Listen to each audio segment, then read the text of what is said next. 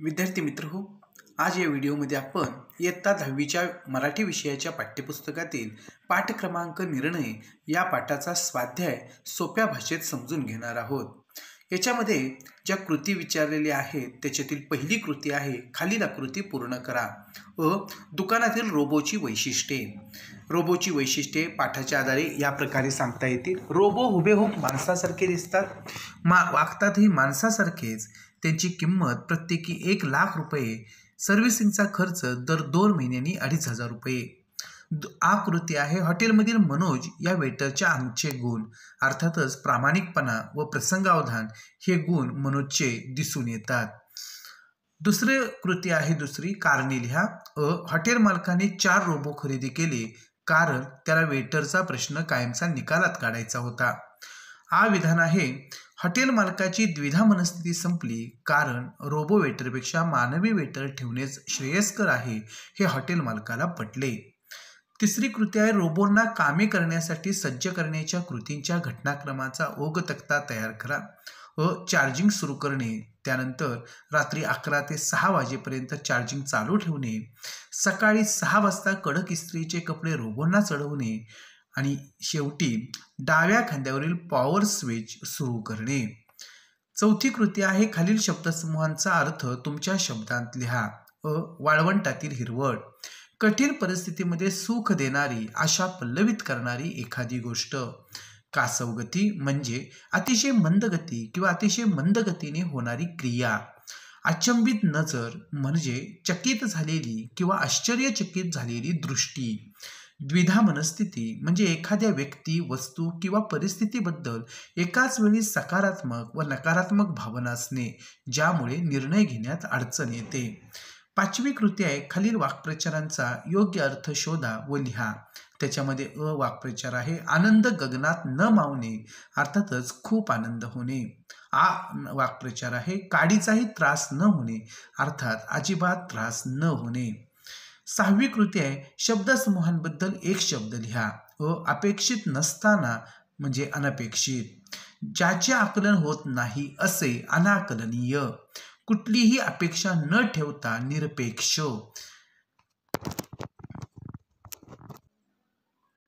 आपल्याला आता स्वमताच्या कृती ज्या आहेत तर त्या अभ्यासायच्या आहेत। पहा, प्रश्न 7वा जो स्वमत आहे त्याच्यामधील कृती दिलेली आहे।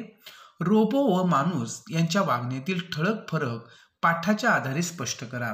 आपण आपल्या पद्धतीने हे उत्तर पाठाच्या आधारे लिहायचं आहे। पहा, निर्णय या डॉक्टर सुनील विभूते यांच्या विज्ञान कथेत रोबो व माणूस यांच्या वागण्यातील फरक पटवून दिला आहे।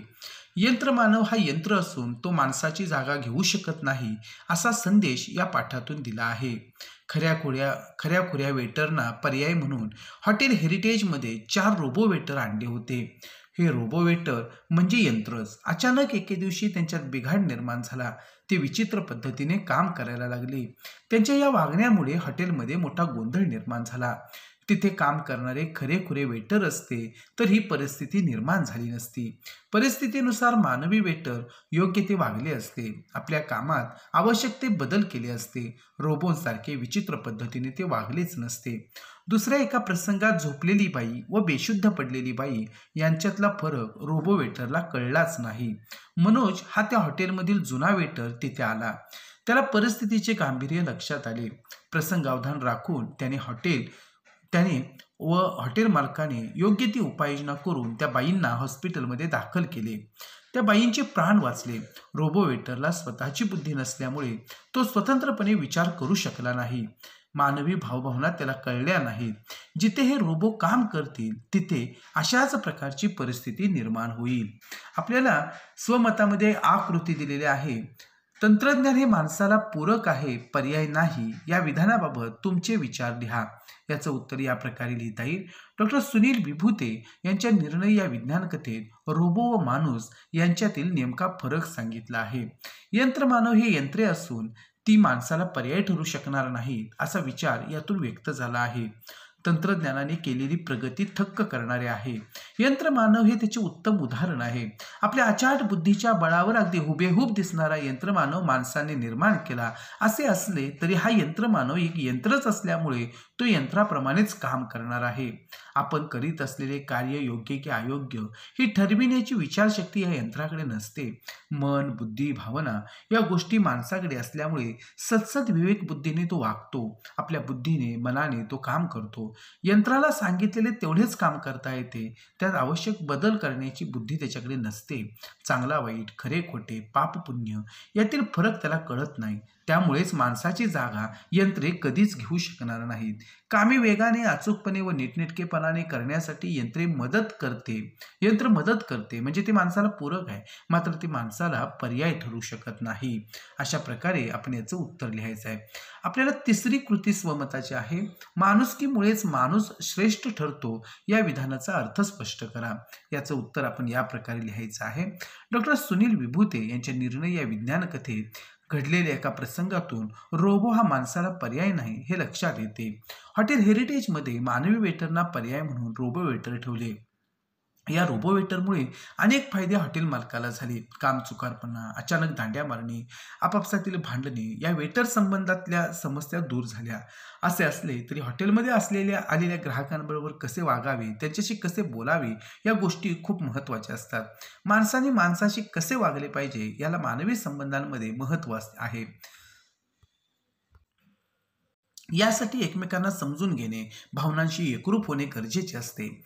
यासाठी माणुसकी असावी लागते. रोबो हे यंत्र आहे, ते यांत्रिकपणेच वागणार. त्याला दिलेल्या सूचनेप्रमाणेच ते निर्णय घेणार. माणूस हे यंत्रांपेक्षा वेगळा आहे. अनेक प्रकारच्या भावनिक प्रसंगांना तो सामोरा जात असतो. मानसिक परिस्थितीप्रमाणे त्याचे आचरण बदलते. हे परिणाम प्रत्येकाला ओळखता आले पाहिजेत. हे फक्त मानवी मनालाच शक्य आहे. माणसाकडे माणुसकी असते, यामुळेच तो इतर प्राण्यांपेक्षा श्रेष्ठ आहे. माणूसच माणसाशी माणसासारखे वागू शकतो, यंत्र नाही, हा विचार परिणामकारकरित्या मांडला आहे. अशा पद्धतीनं आपण निर्णय या पाठाचा स्वाध्याय पूर्ण केला आहे.